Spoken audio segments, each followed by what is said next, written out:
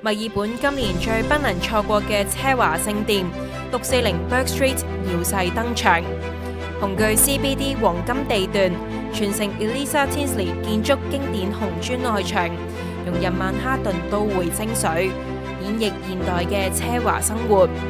全港首推，首期由31萬港元起，為你開啟高端生活嘅新篇章。發展商喺會所嘅配套上，為住戶打造橫跨4層、總面積超過3000平方米嘅現代化會所，配備泳池、健身室、桌球室、冥想室、私人酒窖、鋼琴室同共享辦公空間等等，一應俱全。更加有 sports bar、whisky bar 等多個特色走廊，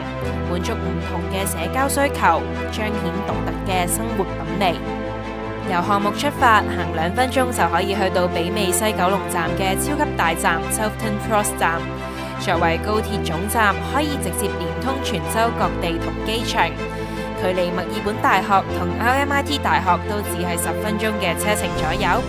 租賃需求穩定，市場預料項目租金回報可以高達6厘。項目由香港上市發展商遠東發展聯合屢獲殊榮嘅 Rolf Norman Architects 傾力打造。呢個係相繼 Westside Place 之後喺墨爾本 CBD 嘅另一個傳世巨作。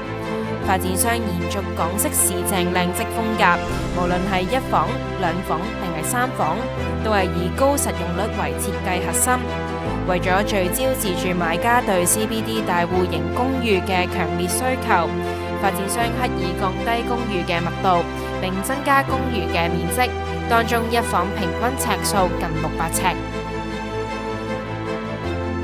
10月前成為業主，可以享受維州印花稅近90%嘅減免，海外買家同樣受惠。3月29到30號全港首場展銷會，期待你嘅來臨。